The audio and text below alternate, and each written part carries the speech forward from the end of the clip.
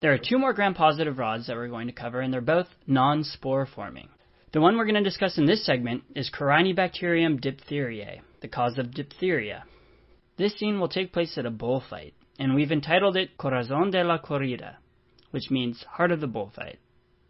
This is because the cor in corazón and corrida, excuse my accent, can help you remember the core in Corynebacterium and associate the scene with the bug.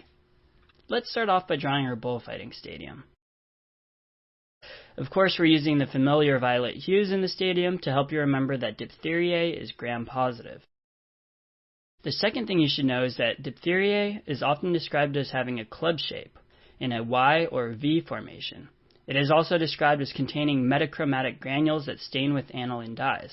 To help you remember this, we'll draw a guy here playing maracas. We've made them blue and red to help you remember the metachromatic granules. The aniline dye stains the granules red and the rest of the cell blue. The V or Y formation can be remembered with zigzag lines on the maracas. Hopefully, in 20 years, when you're the ones writing board-style questions, you'll start using the term maraca-shaped rods. That would be awesome. Changing a buzzword would be one of the most amazing legacies we could ever hope for. Before we go into the symptoms of Corynebacterium infection, let's talk about the exotoxin that causes them. And of course, it's important for you to know how the toxin functions. This toxin has two subunits, A and B. A is the active subunit, and B is the binding subunit. The exotoxin causes ADP ribosylation of elongation factor 2. This inhibits ribosome function and leads to inhibition of protein synthesis. We'll remember all of this by drawing a man playing the accordion here in the stadium. We want this accordion, which can elongate, to remind you of elongation factor 2. We've also given him a nice big bow tie to remember ribosylation, and it's placed right above the accordion. So, ribosylation of elongation factor 2 inhibits protein synthesis. This inhibition of EF2 in protein synthesis leads to cell death. This often leads to the formation of pseudomembranes, or a thick grayish exudate over the mucosal surface of the oropharynx. And this is very similar to the pseudomembranes formed by C. diff in the colon. We'll help you remember this by drawing kids in the stand eating gray cotton candy. And we'll have the cotton candy wrapped in a plastic wrap. This grayish cotton candy with plastic wrap will remind you of the pseudomembrane formation. These pseudomembranes are found in the throat and tonsils because the infection is transmitted by respiratory droplets, and the organism then colonizes the oropharynx. The membranes can spread to the larynx and trachea and cause airway obstruction. It can also cause lymphadenopathy that may be so severe and so striking that it can lead to a characteristic thickening of the neck, and this is known as bull's neck. Let's draw our bull here, and he's extending his head backwards to display his massive bull neck. We'll also draw some droplets coming out of his mouth as he charges to remind you that it's transmitted by respiratory droplets. If this toxin gets into the bloodstream, it can have systemic effects, both on the heart and nervous system. Diphtheria infection can lead to life-threatening myocarditis. This can present with arrhythmias and heart block.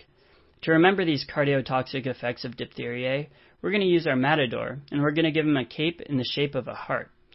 It's these cardiotoxic effects that also helped inspire the title of the drawing as well, the Corazón, or heart, de la corrida, of the bullfight.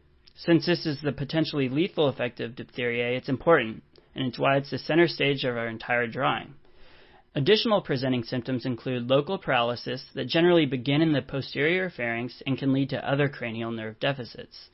This is caused by the diphtheria toxin damaging the myelin of nerve fibers. To help you remember this, we're going to have a man in the crowd eating sausages. These sausages are supposed to look like a myelinated axon of a nerve, and since he's shoving them down his throat, this will remind you that the nerve deficits start in the posterior oropharynx. Now we'll move on to the lab diagnosis of diphtheria. A good clinical history and physical exam can give you a pretty good idea that it's diphtheria. However, definitive diagnosis requires either culturing or a toxin assay.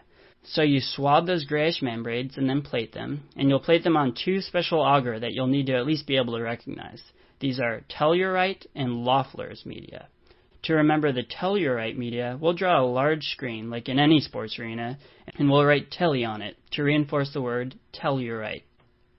To help you remember Loeffler's medium, we'll draw a kid who is laughing as he's watching the show. Laugh or laughter should remind you of Loeffler's. So telly for telluride and Laffer for Loefflers. You may need to look at this drawing once again or a few times more to make sure you really remember these. They're not the most high yield aspect of the drawing, but it could definitely help. So these two mediums were for culturing the bacteria. To differentiate between toxic and non-toxic strains of diphtheria, we need to use another test. It's called ELEX test. An ELEX test is an in vitro assay on filter paper that has antitoxin on it. If toxin binds to it, there's a reaction, and the strain is considered toxic. To help you remember ELEX test, we are going to make the bull's tongue sticking out and licking the matador. This licking, or lick, will remind you of ELEX.